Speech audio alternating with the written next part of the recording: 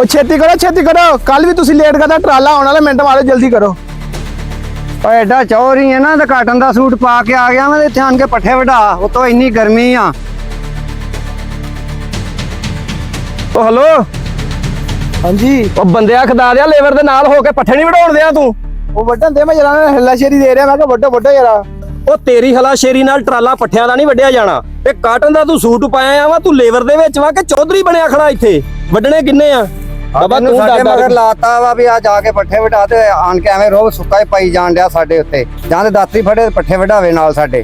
ਕਿਉਂ ਬਈ ਉਹ ਤੈਨੂੰ ਲੇਬਰ ਦਾ ਮੈਂ ਮੁੰਸ਼ੀ ਖਿਲਾਰ ਕੇ ਗਿਆ ਸੀਗਾ ਤੈਨੂੰ ਤਾਂ ਮੈਂ ਆਖਿਆ ਸੀਗਾ ਫੱਟਾ ਤੇ ਟਰਾਲਾ ਕੱਢ ਤੇ ਜਾ ਕੇ ਲੇਬਰ ਦੇ ਕੋਲੋਂ ਗਾਚਾ ਵਢਾ ਤੇ ਤੂੰ ਨਾ ਫੱਟਾ ਲੈ ਕੇ ਆਇਆ ਨਾ ਟਰਾਲਾ ਲੈ ਕੇ ਆਇਆ ਵਾ ਤੇ ਆਣ ਕੇ ਉਹਨਾਂ ਤੇ ਚੌਧਰੀ ਬਣਿਆ ਹੋਇਆ ਵਾ। ਇਹ ਆਣ ਕੇ ਰੋਹ ਪਾਉਣ ਡਿਆ ਸਾਡੇ ਉੱਤੇ ਹੈਂ ਵੀ ਪੱਠੇ ਵੱਢੋ ਦਵਾ ਇੰਜ ਕਰ ਲਓ ਤੋਂ ਗਰਮੀ ਇੰਨੀ ਆ। ਮੈਂ ਤੇ ਜਰਾ ਹੱਲਾਸ਼ੇਰੀ ਨਾਲ ਕੰਮ ਕਰਵਾ ਲਿਆ ਸੀ ਮੈਂ ਕਿਹਾ ਉੱਤੇ ਹੋ ਕੇ ਕੰਮ ਕਰਵਾਵਾਂਗੇ ਚੋਰੀ ਕੋਈ ਸ਼ਾਬਾਸ਼ ਲਾਵਾਂਗੇ ਤੁਸੀਂ ਆਣ ਕੇ ਮੇਰੇ ਤੇ ਚੜਾਈ ਕਰਤੀ ਉਤੋਂ। ਉਹ ਸ਼ਾਬਾਸ਼ ਮੈਂ ਤੈਨੂੰ ਖੇ ਦੇਣੀ ਆ ਕੰਮ ਹੋਊ ਤੇ ਤੈਨੂੰ ਸ਼ਾਬਾਸ਼ ਦਊਂਗਾ। ਤੇ ਮੈਂ ਉੱਤੇ ਚੜਾ ਕੇ ਕੰਮ ਤੇ ਕਰ ਰਿਹਾ ਉਹਨਾਂ ਨੂੰ ਕਿਹਾ ਤੇ ਰੋਹ ਸਹੀ ਜਾਣ ਡਿਆ ਆਣ ਕੇ। ਬਾਬਾ ਜੀ ਤੁਸੀਂ ਪੱਠੇ ਵੱਢੋ ਹਾਂਜੀ। ਤੇ ਇਹਦਾ ਮੈਂ ਕਰਦਾ ਇਲਾਜ। ਠੀਕ ਉਹ ਜਾ ਆ। ਕੱਪੜੇ ਬਦਲ ਤੇ ਪੱਠੇ ਵਢਾ ਨਾਲ ਮਿੰਟ ਮਾਰ ਹਿੰਮਤ ਤੂੰ ਟਰਾਲਾ ਲਿਆਉਣ ਵਾਲਾ ਪਿਆ ਪਿੰਡ ਕਿੰਨੇ ਜਾਣਾ। ਮੈਂ ਲੈ ਕੇ ਆਉਣਾ।